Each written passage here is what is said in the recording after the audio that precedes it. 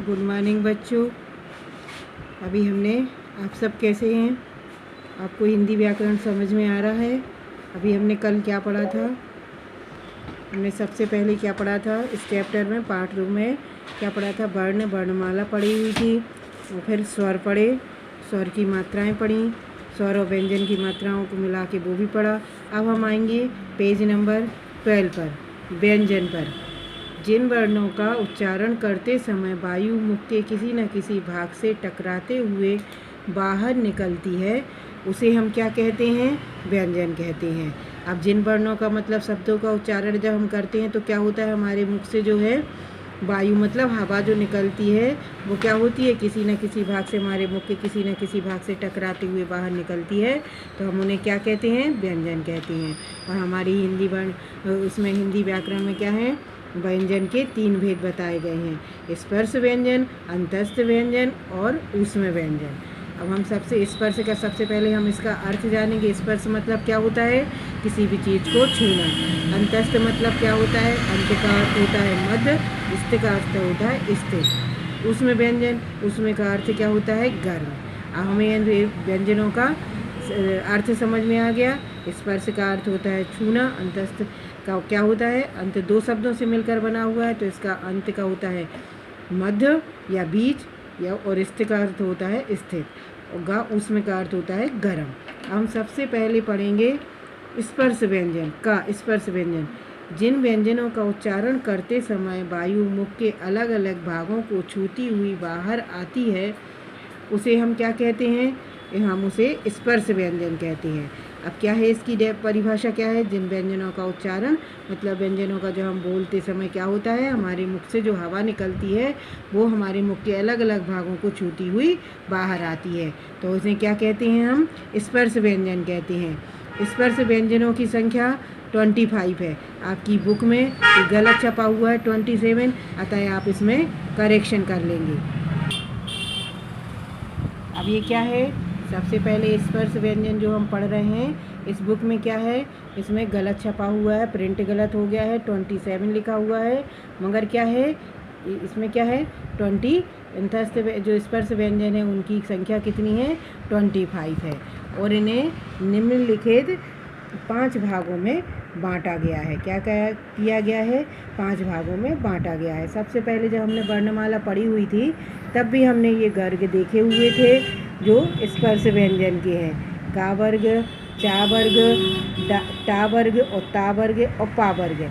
अब इन जो 5 वर्ग दिए गए हैं उसमें जो शब्द आए हुए हैं वो आप देखना, ये इधर लिखे हुए हैं, आपको इन्हें पढ़ना है, रीड करना है। अब हम सबसे पहले पढ़ेंगे अंतस्थ व्यंजन। क्या पढ़ेंगे अब इसके बाद में? हमने सबसे पहले हमने समझ लिया स्पर्श व्यंजन। स्पर्श व्यंजनों की संख्या कितनी है? 25 है। आपकी बुक में गलत में प्रिंट है, आप उसको करेक्शन कर लेना। उसमें क्या किए गए हैं? 5 वर्गों में बांटा गया है, और 5 वर्गों में कितने हैं? 5-5 ही व्यंजन दिए गए हैं। जैसे का वर्ग है तो का, खा, गा, घा, उड़ा। तो चा वर्ग में चा, छा, जा, झा और इया। टा वर्ग में टा, ठा, डा, ढक्कन का ओड़ा खाली। ता वर्ग में ता, था, दा, धा, उना। पा वर्ग में पा, फा, बा, उमा। क्या है ये? 5-5 व्यंजन दिए गए हैं, इनको 5 वर्गों में बांटा गया है।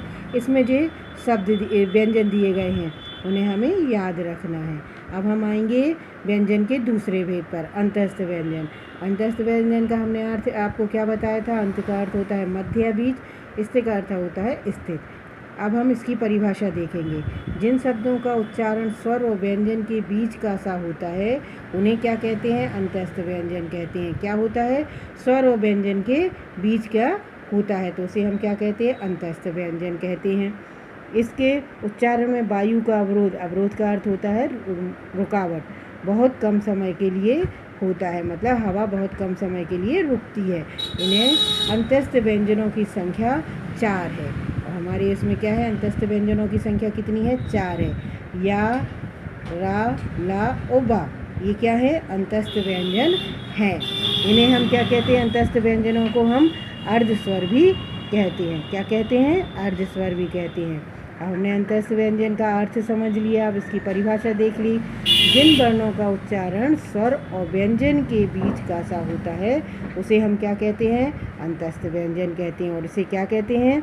अर्धस्वर भी कहते हैं। और इनकी संख्या कितनी है हमारे उसमें? अंतस्थ व्यंजनों की संख्या कितनी है? 4। या, रा, ला, उबा। अब उसके बाद में हम आएंगे गा, ऊष्म व्यंजन। ऊष्म मतलब ऊष्म का अर्थ हमने क्या बताया था आपको? गर्म। जिन व्यंजनों का उच्चारण करते समय वायु रगड़ खाती हुई मुख से कुछ ऊष्मा के साथ बाहर आती है उन्हें ऊष्म व्यंजन कहते हैं। क्या कहते हैं? अब हमने सबसे पहले क्या पढ़ा है? जिन व्यंजनों का उच्चारण करते समय जो हवा है वो मुख के अलग अलग भागों से क्या होती है? कुछ रगड़ खाती है तो कुछ गर्माहट होती है के साथ बाहर आती है, तो उसे हम क्या कहते हैं? ऊष्म व्यंजन। ऊष्म व्यंजनों की संख्या कितनी है? 4 है। शा, शा षटकोण का, शा शक्कर का, और हा, शा शक्कर का, शा षटकोण का, शा सरवते का, और हा हलवाई का। जैसे हम शा बोलते हैं तब हम अपनी उच्चारण एक बार हम सब उच्चारण करके देखेंगे तो क्या होगी? तो हमारी मुख की जो वायु है वो क्या होती है? कुछ ऊष्मा के साथ गर्माहट के साथ बाहर आती है, तो उसे हम क्या कहते हैं? ऊष्म व्यंजन। अब हमने क्या पढ़ लिया? हमने क्या व्यंजन के भेद पढ़ लिए। सबसे पहले हमने व्यंजन पढ़ा। व्यंजन के 3 भेद पढ़े: स्पर्श व्यंजन, अंतस्थ व्यंजन और ऊष्म व्यंजन। अब हम आएंगे संयुक्त व्यंजन पर। संयुक्त व्यंजन उन्हें कहते हैं जो 2 वर्णों के मेल से बनते हैं, और इनकी संख्या भी क्या होती है? 4 होती है। हमने सबसे पहले जब वर्णमाला पढ़ी हुई थी तब हमने आपको वर्णमाला में संयुक्त अक्षर भी बताए थे। ये कौन कौन से होते हैं? छा छत्री का, त्रा त्रिशूल का, ज्ञा ज्ञानी का और श्रा श्रामिक का। कितने होते हैं? 4 होते हैं। और कौन कौन से होते हैं ये आप देखो बुक में दिखाई दे रहे हैं। अब क्या है? हमें इनसे क्या करना है? संयुक्त व्यंजन के हमें उदाहरण देखना है और इससे किस चीज़ का उच्चारण होता है ये भी देखना है। का के नीचे जो लाइन खिंची हुई है उसे क्या कहते हैं? हमने आपको बताया था, ये हलंत है। तो इसको यदि हम प्लस करके हम इसका उच्चारण करेंगे शा के साथ तो क्या हो जाएगा? कक्षा, रक्षा। क्या हो जाएगा? छा का उच्चारण हो रहा है छा छत्री का इसमें, रक्षा, शिक्षा। ऐसे ही ता के नीचे हलंत लगा है और रा है तो हम उसमें क्या करेंगे? हम त्रा हो रहा है तो क्या हो गया? त्रा त्रिशूल का आ गया। पत्र, छत्र, मित्र, ऐसे बहुत से शब्द बन सकते हैं। जैसे ज्ञा लिखा है तो ज्ञा ज्ञानी क्या है? मिल के बना हुआ है। इसमें भी रा मिलाएंगे, इसमें भी हम आ मिलाएंगे तो क्या हो जाएगा? ज्ञा। तो क्या हो जाएगा? ज्ञान, विज्ञान और यज्ञ। शा के नीचे भी हलंत लगा हुआ है, प्लस करके रा लिखेंगे तो क्या हो जाएगा? श्रम। तो श्रामिक का क्या हो जाएगा? श्रम, श्रामिक, श्रवण, परिश्रम। बहुत से शब्द बन सकते हैं। अब हमने क्या पढ़ लिया? अभी क्या समझा है? संयुक्त व्यंजन। संयुक्त व्यंजन कितने होते हैं हमारी वर्णमाला में? 4 होते हैं, और इनसे मिला के हमें शब्द बनाना, सीखना, पढ़ना और समझना है। अब हम आएंगे आगत वर्ण पर। आगत वर्ण क्या है? हिंदी में कुछ ध्वनियाँ दूसरी भाषाओं से आई हैं, ऐसी ध्वनियों को हम क्या कहते हैं? आगत वर्ण कहते हैं। हमारी हिंदी में क्या है? कुछ ध्वनियाँ, ध्वनि का अर्थ क्या होता है? आवाज़। वो कोई क्या है? दूसरी भाषाओं से आई हुई हैं, तो हम उन्हें क्या कहते हैं? आगत वर्ण कहते हैं। अंग्रेजी की ध्वनि और अरबी फारसी की ध्वनियाँ। आज हम क्या पढ़ेंगे? हम अपने सब इसमें क्या पढ़ेंगे कोर्स में? अंग्रेजी की ध्वनि और उर्दू, अरबी फारसी की ध्वनियाँ। अब अंग्रेजी की ध्वनि में हमने देखा है कभी हम कॉलेज लिखते हैं, डॉक्टर लिखते हैं, बॉल लिखते हैं, हॉस्पिटल लिखते हैं, तो क्या करते हैं? उसके ऊपर सिर्फ क्या बना होता है? एक चंद्रमा जैसी आकृति बनी हुई है, तो ये क्या है? अंग्रेजी की ध्वनियाँ हैं। अरबी फारसी की ध्वनियाँ, जा प्लस उसके नीचे लाइन खिंची हुई है, फा के नीचे बिंदी लगी हुई है।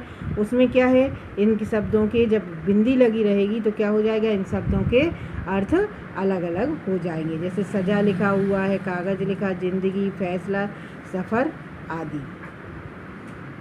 भाषा की शुद्धता और क्षमता बढ़ाने के लिए आगत वर्णों का प्रयोग किया जाता है। क्या होता है? क्या है? भाषा की शुद्धता और क्षमता बढ़ाने के लिए आगत वर्णों का प्रयोग किया जाता है। जैसे सजा। सजा क्या है? सजा के नीचे यदि हम बिंदी लगा देंगे, एक सजा का अर्थ होता है दंड, और एक सजा का अर्थ क्या होगा? सजा का सजावट। सजा मीन्स क्या होता है? सजावट। इसके 2 अर्थ निकल रहे हैं, 2 मीनिंग है।